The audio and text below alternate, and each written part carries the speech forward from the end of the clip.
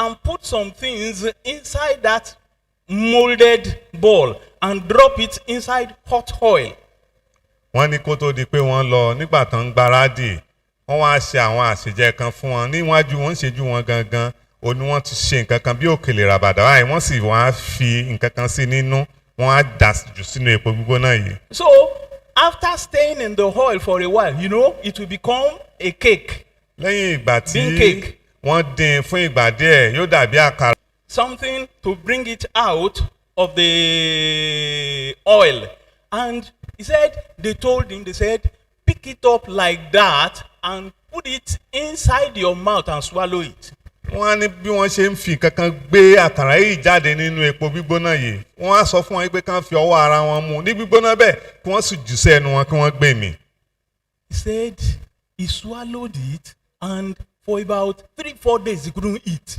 Wọ́n wá gbé nǹkan yìí mì fún bí ọjọ́ 3 sí 4 wọn lè jẹ nǹkan kan. So because all the throat and everything got burnt as that bean cake was going down, the whole place got burnt. Sórí gbogbo ọ̀nà fún wọn dé inú òun ni ó ti jóná tó ń dùn wọ́n nítorí nǹkan gbígbóná tí wọ́n gbé mì. He said by the time he returned from the war front, he became a different person entirely. Even during the war, a different person entirely.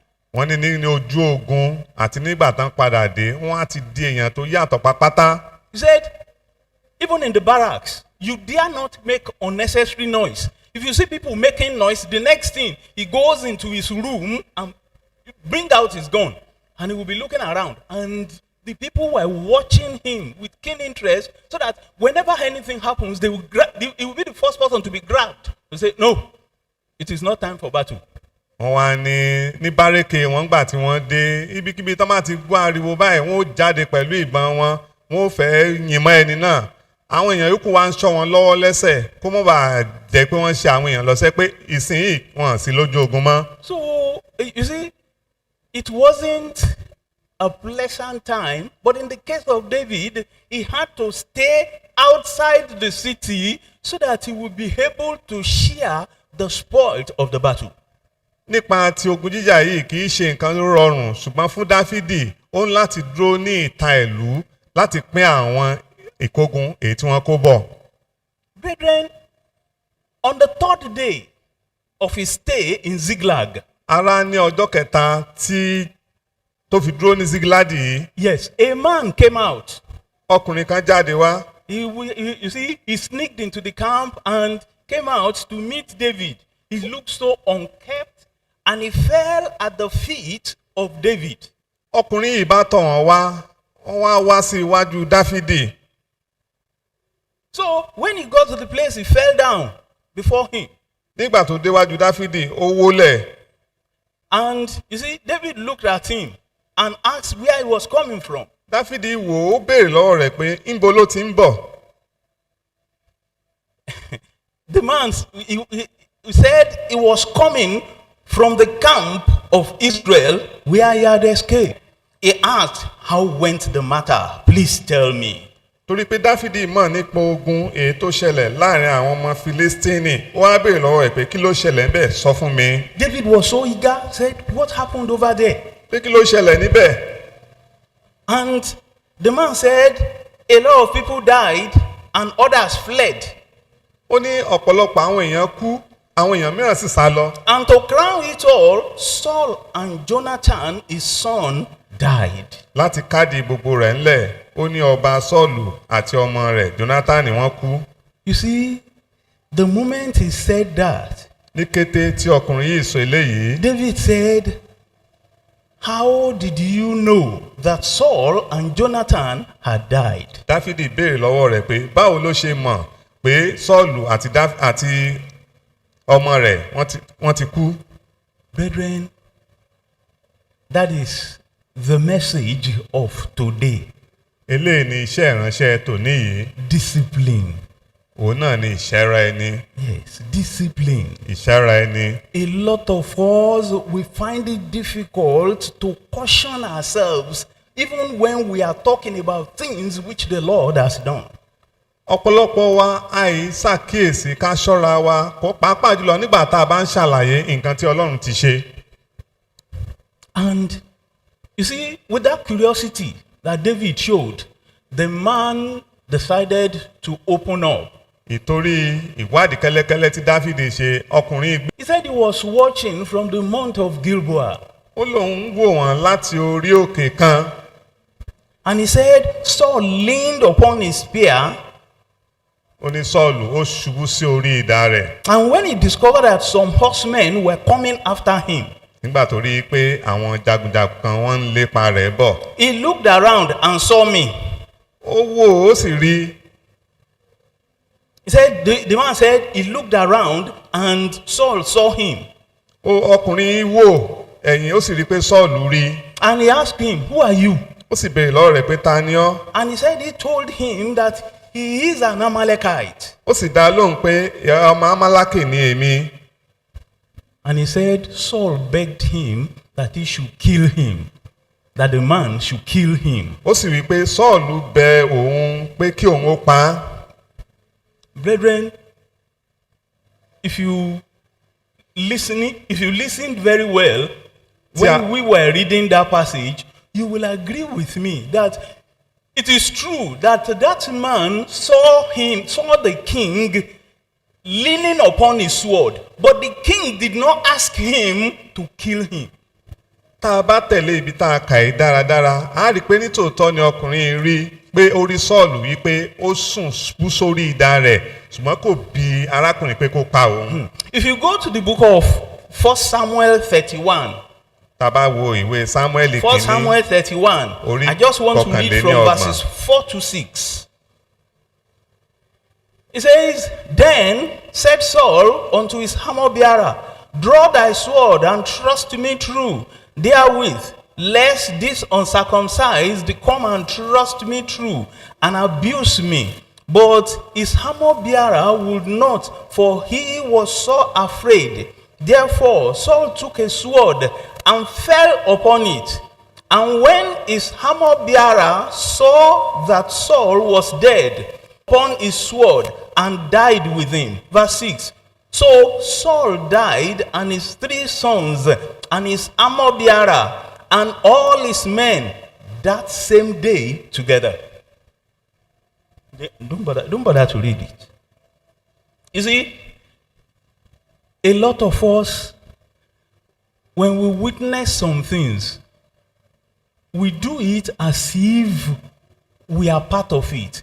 A lot of us, when they narrated a story unto us, we present that story as if we were there when that thing was happening. ọ̀pọ̀lọpọ̀ wa tí wọ́n bá ṣàlàyé nǹkan kan tó ṣẹlẹ̀ fún wa àwa náà wàá sọ fún ẹlòmíràn gẹ́gẹ́ bẹ́ẹ̀ pé ó ṣiṣẹ́ ju wa gangan nígbà tí nǹkan náà ṣẹlẹ̀. The man polished his testimony. arákùnrin yìí ó dánu mọ́ ẹ̀rí rẹ̀ yìí. That is number one.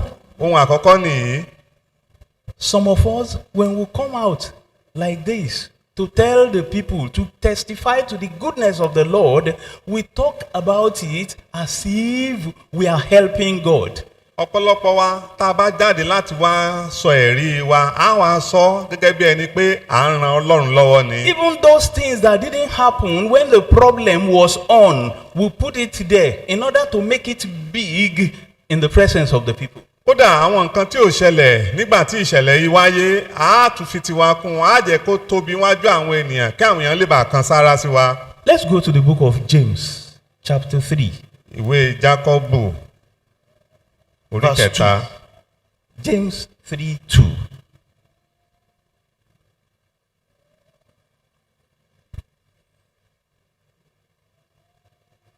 You see, it says, For in many things we offend all. If any man offend not in word, the same is a perfect man, and able also to bridle the whole body. nítorí nínú ohun pípọ̀ ní gbogbo wa ń ṣe bí ẹnikẹ́ni kò bá sì ṣẹ̀ nínú ọ̀rọ̀ òun náà ni ẹni pípé òun ni ó sì lè kó gbogbo ara rẹ̀ ní ìjánu. There are preachers who will stand in front of the congregation and they will talk, you see, adding some things that were not true, and they will present it as if they are truth. àwọn oníwàásù kan nígbà tó bá dúró níwájú ọ̀pọ̀ ènìyàn tó bá ń sọ̀rọ̀ wọ́n wàá fi tiwọn kún gẹ́gẹ́ bí ẹni pé òótọ́ ni tí ì ṣe òtítọ́. In words, nínú ọ̀rọ̀ make sure you do not sin. ká mọ̀ rí wípé àdẹ́ṣẹ̀. Anything you are putting across to the people or to the congregation, make sure you speak the exact thing that happened in your presence. bóyá ọ̀rọ̀ tí a ń sọ fún àwọn ènìyàn ni àbí sí ìjọ ká rí dájú pé a sọ níbo. Another area where we're supposed to discipline ourselves very well ibòmíràn tó yẹ ká ti ṣẹ́ra ẹni dáadáa is in the area when we throw banters at each other. òun náà ni ibi tí a bá ti ń sọ òkò ọ̀rọ̀ síra ẹni tá a ti ń fi ọ̀rọ̀ ṣàwàdà bára wa ṣeré.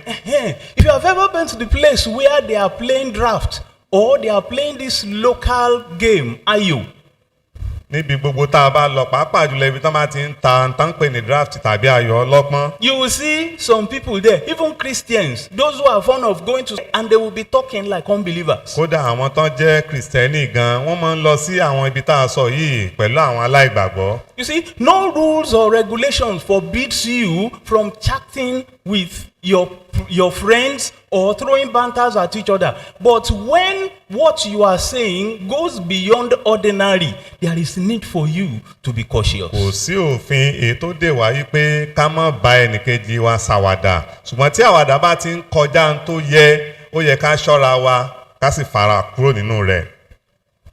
Watch your tongue. èsì ahọ́n wa ní Don't gbogbo tá a bá bára wa. don't just speak simply because you want everyone around you to know you are talking. ká mọ̀ wá wòye pé a gbọ́dọ̀ sọ̀rọ̀ nítorí pé a fẹ́ káwọn èèyàn tó wà láyìíká wọn mọ̀ pé àwa là ń sọ̀rọ̀. Brethren, number 3.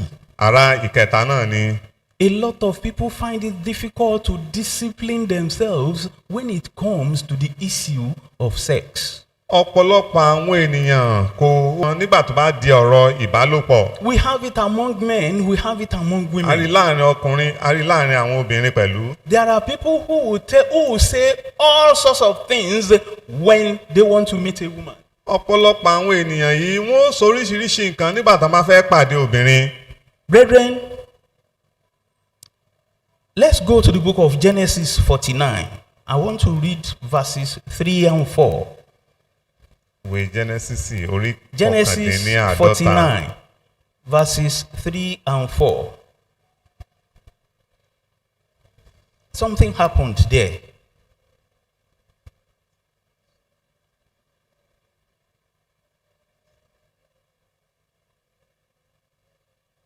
Yes.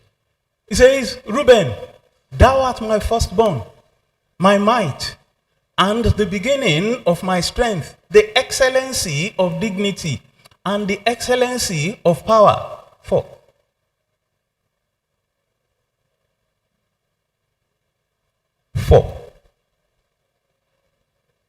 Verse 4. ó ní Rúbẹ́nì ìwọ ni àkọ́bí mi agbára Okay. mi àti ìpilẹ̀ṣẹ̀ ipá mi títayọ ọlá àti títayọ agbára. Unstable as water, thou shalt not excel, because thou wentest up to thy father's bed, then defilest thou it. He went up to my couch. ẹni ríru bí omi ìwọ kì yóò lè tayọ nítorí tí ìwọ gun orí ẹni bàbá rẹ ìwọ sì bà á jẹ́. You see, ó gun orí òkè àkéte mi. for a man, a son to have gone to bed with the wife of his father, that's an indication that if you have the opportunity, you can sleep with your mother. fún ọkùnrin láti gun orí àkéte bàbá rẹ̀ ó túmọ̀ sí pé tí àǹfààní bá wà irú ẹni bẹ́ẹ̀ lè bá ìyá rẹ̀ lò papọ̀. It is very, very wrong. ó jẹ́ ohun tí ò tọ́. No matter what might have transpired between you and the woman, let the handshake remain handshake. Let it not go into the elbow. kò ní bí àjọṣepọ̀ láàrin ọkùnrin tàbí obìnrin ṣe lè jẹ́ tó ọwọ́ bíbọ̀ ló yẹ kó mọ kò gbọ́dọ̀ kọjá bẹ́ẹ̀. There are some sayings in Yoruba when they say, if this one is not one's husband, it can even be one's concubine. Yorùbá máa ń sọ pé tí eléyìí ò bá jẹ́ ọkọ ẹni yóò jẹ́ àlè ẹni. You see, there are some people with that kind of, motive between them, most especially women in homes. Irú yìí máa ń ṣẹlẹ̀ lọ́pọ̀lọpọ̀ ìgbà pàápàá jùlọ bí èròǹgbà ẹnìkan pàápàá jùlọ obìnrin nínú ilé. It is left with the man that is in question to be very, very cautious and be able to bridle all his urge. Ó ṣe pàtàkì fún ọkùnrin kó wà ní ìṣọ́ra gidigidi láti rí dájú pé ohun gbogbo tó bá lè mú ìṣìnà wá nínú ìbálòpọ̀ tàbí àjọṣepọ̀ yìí kó sá fún un. Another serious case is the case in the book of Judges chapter 14. I am not going to read. Nǹkan mìíràn tó tún lágbára òun la rí nínú ìwé àwọn onídàájọ́. Judges chapter 14. Onídàájọ́ orí 14. When the wife of Potiphar decided to hold on to Joseph, and he said, have an affair with me. Ní ìgbà tí ìyàwó Pọ́tíférì tó fẹ́ di Jósẹ́fù mú pé ó yá bá mi ṣe papọ̀. Had it been Joseph did it, he would have died in prison. Ká ní Jósẹ́fù gbégbèsè tó ṣe bẹ́ẹ̀ kò bá kú sínú ẹ̀wọ̀n ni. Because eventually the misunderstanding that will come up between the two of them would have sent him back to the prison. Torí pé èdè àìyedè tí ò bá ṣẹlẹ̀ láàrin àwọn méjèèjì kò bá wọn rán lọ sí ẹ̀wọ̀n pátápátá. Sorry, okay, that is Samson. It's in that book of Judges 14 is Samson. But the case of Joseph is in Genesis 39. Ọ̀rọ̀ ti Jósẹ́fù tí a ń sọ yìí inú ìwé Genesis orí 19 ló wà. Genesis 39 verse 7. Ẹsẹ̀ keje rẹ̀. Where he was enticed.